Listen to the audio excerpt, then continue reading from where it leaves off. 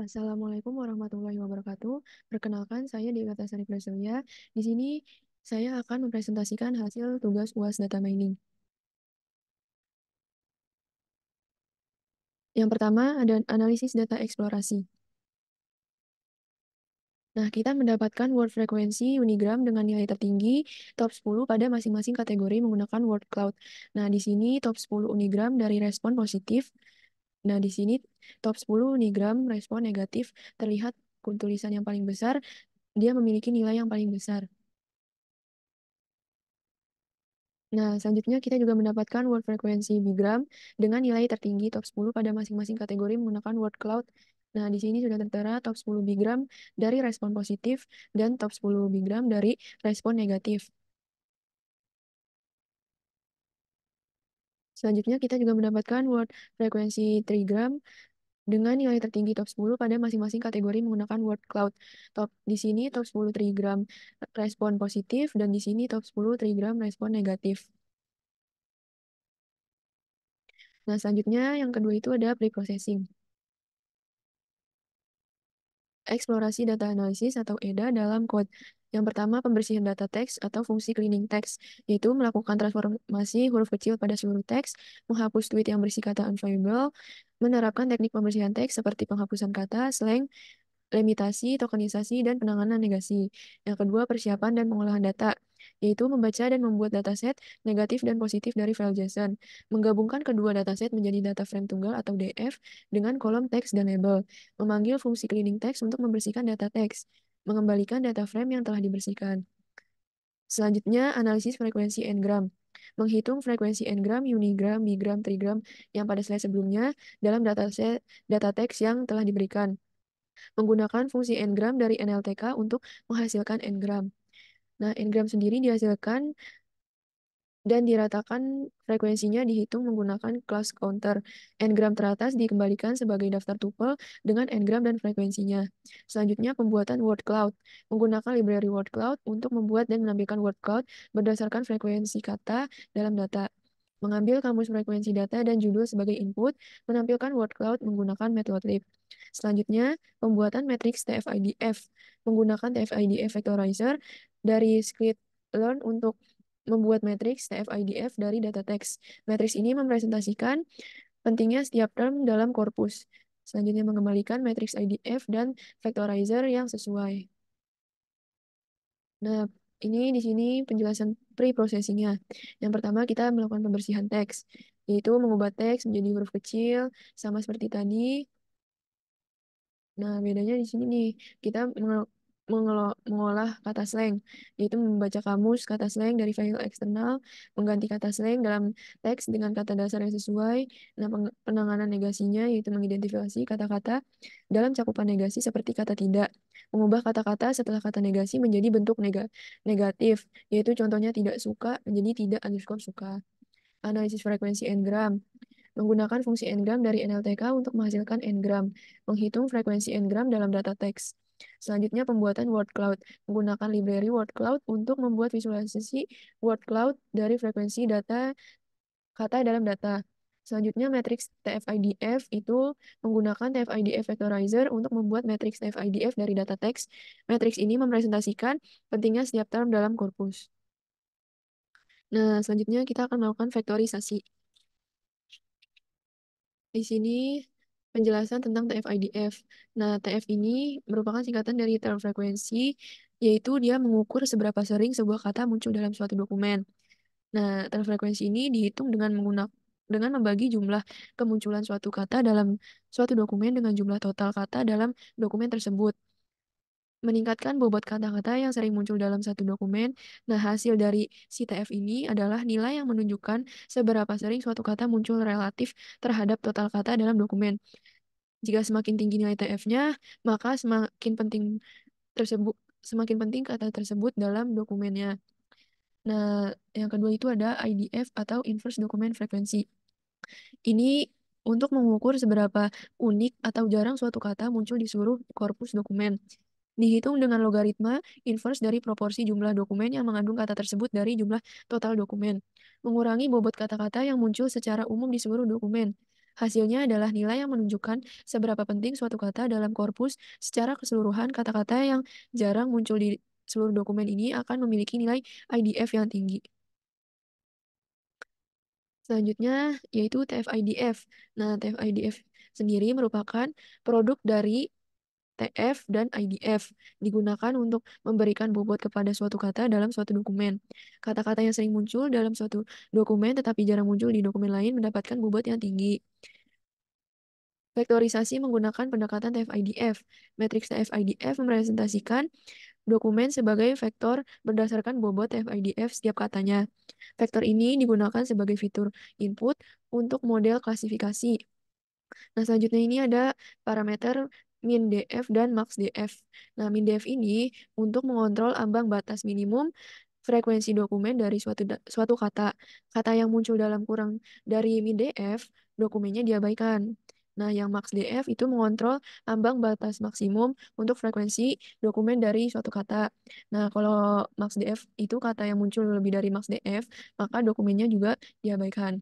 Kedua parameter ini sangat membantu dalam menghilangkan kata-kata yang mungkin tidak informatif atau terlalu umum di MinDF atau terlalu umum hingga tidak memberikan nilai tambah pada MaxDF. Nah, selanjutnya kita melakukan modeling. SVM, Support Vector Machine pada Binary Classification. SVM sendiri merupakan suatu metode yang dapat digunakan sebagai klasifikasi prediktif dengan menggunakan konsep pencarian hyperplane fungsi pemisah yang dapat memisahkan data sesuai kelasnya. SVM ini digunakan untuk trikernel. SVM ini menggunakan trikernel permasalahan nonlinear yang dapat mengubah data menjadi ruang berdimensi tinggi dengan menggunakan fungsi kernel, sehingga data klasifikasi secara linear. Nah, pada klasifikasi biner, SVM mencari hyperplane terbaik yang memisahkan dua kelas di ruang fitur. Hyperplane dipilih berdasarkan jarak maksimum antara titik-titik terdekat dari kedua kelas. SVM dapat menangani data nonlinear dengan menggunakan fungsi kernel. Nah, SVM juga dapat digunakan untuk kasus di mana data tidak linear dengan menggunakan fungsi kernel yang memetakan data ke ruang fitur yang lebih tinggi. Nah, selanjutnya itu feature engineering dengan pendekatan MWE. Feature engineering adalah proses di mana kita merancang atau mengubah fitur-fitur data agar model pembelajaran mesin dapat bekerja lebih baik. Nah, penggunaan MWE ini dalam feature engineering adalah salah satu cara untuk meningkatkan representasi teks. Nah, MWE ini merujuk pada ekspresi atau frasa yang terdiri dari dua atau lebih kata yang memiliki makna khusus ketika digunakan bersamaan. Pendekatan MWI ini digunakan dalam fungsi handling negation untuk mengidentifikasi dan menangani negasi dalam teks. Daftar kata-kata identifier untuk negasi diidentifikasikan dan diperlakukan secara khusus mengubah kata-kata di sekitarnya untuk mendapatkan konteks yang benar. Selanjutnya ada vektorisasi menggunakan TF-IDF. TF-IDF digunakan untuk mengonversi teks menjadi representasi vektor berdasarkan bobot TF-IDF setiap kata. TF-IDF vectorizer dari scikit-learn digunakan untuk melakukan vektorisasi. Nah, parameter min-df dan max-df digunakan untuk mengontrol term mana yang disertakan dalam representasi vektor. Nah, selanjutnya didapat hasil vektorisasi menggunakan TF-IDF. Nah, ini setelah dimasukkan ke dalam VS Code, kita mendapatkan term matriks hasil TF-IDF-nya. Nah, ini penjelasannya. Nah, hasil vektorisasi menggunakan TF-IDF yang tadi. Hasil matriks TF-IDF pada slide sebelumnya, baris itu setiap baris sesuai dengan suatu dokumen atau sampel teks dataset yang kita punya. Kolom itu setiap kolom sesuai dengan kata unik yang diekstrak dari data teks yang kita punya. Nilai ini nilai numerik dalam matriks tersebut mewakili skor TF-IDF untuk setiap kata dalam dokumen. Nah, dikarenakan banyaknya kata dalam suatu dataset, hasil TF-IDF tidak bisa memperlihatkan skor TF-IDF untuk setiap kata. Nah, beberapa poin pentingnya yaitu jika skor TF-IDF tinggi untuk suatu kata tertentu dalam suatu dokumen, itu berarti kata tersebut penting dalam dokumen tersebut, tetapi tidak umum di semua dokumen. Jika skor TF-IDF rendah, kata tersebut tidak penting dalam dokumen tersebut atau umum di semua dokumen. Nah, matriks ini sering digunakan sebagai input model pembelajaran mesin, membantu mereka memahami signifikasi data yang berada dalam mengklasifikasikan atau menganalisis data teks. Kemampuan model dari hasil cross-validation. Cross-validation ini digunakan untuk mengevaluasi kinerja model dengan membagi data menjadi beberapa fold. Yang kedua, hasil cross-validation dapat diukur menggunakan metrik seperti akurasi, presisi, recall, dan F1 score. Selanjutnya, visualisasi kontensi model dapat ditunjukkan dengan box plot yang menggambarkan distribusi metrik kinerja pada setiap fold. Nah, ini perbandingan hasil cross-validation. Nah, terlihat nilai F1 score yang konsisten di satu satu menandakan bahwa model memiliki kemampuan yang sangat baik dalam melakukan presisi dan recall pada semua lipatan cross-validation. Nah, F1 score ini mencerminkan keseimbangan antara presisi, recall, dan nilai 1,0 menunjukkan bahwa model berhasil mencapai keseimbangan yang optimal antara kedua matriks tersebut. Matriks evaluasi dan interpretasi performa model. Matriks evaluasi umum meliputi akurasi, presisi, recall, dan F1 score. Akurasi mengukur proporsi prediksi benar dari semua prediksi. Presisi mengukur proporsi positif yang benar dari semua instance yang diprediksi positif. Recall mengukur proporsi positif yang benar dari semua instance yang seharusnya positif. F1 score memberikan keseimbangan antara presisi dan recall. Interpretasi performa model dapat dilakukan dengan melihat seberapa baik model dapat mengklasifikasikan instance positif dan negatif. Nah, ini merupakan matriks evaluasi dan interpretasi performa model. Nah, ini penjelasannya dan di slide selanjutnya. Nah, matriks evaluasi dan interpretasi performa model. Precision. Nah, precisionnya nih yang ini nih. Itu mengukur seberapa akurat model dalam memprediksi kelas positif. Dalam konteks ini, baik untuk kelas negatif maupun positif. Precisionnya adalah 1. Ini menunjukkan bahwa dari semua prediksi yang dibuat oleh model untuk kelas tertentu, semuanya benar. Nah, selanjutnya itu ada recall. Nah, recall sendiri mengukur sejauh mana model dapat mendeteksi semua instan kelas positif. Dalam konteks ini, baik untuk kelas negatif maupun positif, nilai recall-nya adalah 1. Ini menunjukkan bahwa model dapat mendeteksi semua instan kelas positif. Selanjutnya itu ada F1 score. Nah, di F1 score ini, nilai rata-rata harmonik dari precision dan recall. Dalam hal ini, baik untuk kelas negatif maupun kelas positif, F1 score nilainya itu 1. Nah, nilai ini menunjukkan keseimbangan yang sangat baik antara precision dan recall. Nah, selanjutnya itu ada support. Nah, support ini menunjukkan jumlah instansi dalam setiap kelas pada data uji. Nah, selanjutnya ada akurasi. Nah, akurasi ini adalah rasio prediksi yang benar. Kita memutuskan untuk memakai akurasi, yaitu rasio prediksi yang benar antara positif dan negatif terhadap total jumlah instance.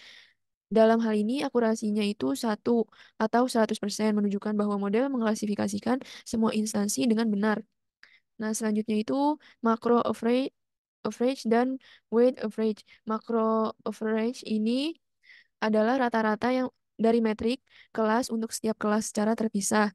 Nah, yang weight average ini adalah rata-rata yang diberi bobot berdasarkan jumlah instansi dalam setiap kelas. Nah, selanjutnya ini ada ilustrasi proses model implementasinya menggunakan API dari model yang terbentuk. Nah, ini yang pertama kita run dulu code Python, yaitu dengan mengklik py apps py atau python apps.py juga bisa di folder code-nya. Nah, setelah itu didapat hasil kayak gini. Nah, setelah itu kan dapat nih HTTP 127.168.00. Nah, kita buka nih di web. Nah, setelah kita buka di web, nah selanjutnya kita klik yang authorization-nya ini. Klik value-nya bebas mau kalimatnya apa, terus jangan lupa diklik authorize. Selanjutnya klik pos yang berwarna hijau ini. Terus selanjutnya jangan lupa ini nanti ada klik try it. Nah, kita klik. Terus selanjutnya user AP-nya ini bebas mau masukinnya apa aja. Kalau saya di sini masukinnya nama saya, terus end user-nya matematika. Nah, di sini tuh buat kita memasukkan kalimatnya. Yang pertama itu saya masukinnya Hana. Nah, teksnya itu kita masukin kalimat wanita yang cantik dan soleh. Nah, setelah itu kita pencet execute. Selanjutnya, Nah, setelah ketik yang execute tadi, nah keluar respon ini. Nah, terlihat hasil analisis sentimennya di sini dengan contoh kalimat wanita cantik dan solehah. Skor positifnya itu di sini nih, dia mencapai 28,75 dengan skor negatifnya itu 71,24 dan skor confidence-nya itu 71,247 dengan tingkat kepercayaan atau keyakinan dari model terhadap prediksinya. Nah, kelebihannya yaitu yang pertama presisi recall kelebihan dari presisi recall dan F1 score ini tinggi. Model berhasil mencapai tingkat presisi, recall, dan F1 yang optimal untuk kedua kelas positif dan negatif pada pengujian data. Hal ini menunjukkan bahwa model mampu secara efisien mengklasifikasikan tweet ke dalam sentimen positif dan negatif. Yang kedua itu ada akurasi sempurna. Dengan mencapai akurasi yang tadi itu 100% pada pengujian data, model menunjukkan kemampuannya dalam membuat prediksi yang tepat untuk semua instansi. Hal ini menjadi indikator yang kuat terhadap keefektifan model. Konsistensi antar kelas. Nah, pertimbangannya itu kedua kelas baik positif maupun negatif menunjukkan metrik kinerja yang identik dan optimal. Ini mengidentifikasikan bahwa model seimbang dan tidak memihak terhadap kelas tertentu. Nah, kekurangannya juga ada, yaitu yang pertama, kemungkinan overfitting. Keberhasilan model dalam mencapai skor sempurna pada pengujian data menimbulkan kekhawatiran terkait potensi overfitting terhadap data latihan. Evaluasi lanjutan diperlukan untuk menilai kemampuan generalisasi model pada data baru dan belum terlihat sehingga kinerjanya tetap optimal di dunia nyata. Yang kedua itu ada evaluasi pada kelas tidak seimbang. Jika dataset tidak seimbang dengan jumlah instansi yang signifikan lebih tinggi di suatu kelas dibandingkan dengan kelas lainnya, perlu dipertimbangkan penggunaan metrik evaluasinya, tambahan seperti kurva presisi recall atau ROC-AUC. Hal ini bertujuan memberikan penilaian yang lebih komprehensif terhadap performa model. Selanjutnya itu ada ketergantungan pada kualitas data latih. Keberhasilan model sangat bergantung pada kualitas dan representativitas data latih. Jika datanya tidak mencerminkan keragaman sentimen di dalam dunia nyata, maka model mungkin akan mengalami kesulitan dalam menangani variasi yang belum terlihat. Selanjutnya itu adalah penilaian keseluruhan.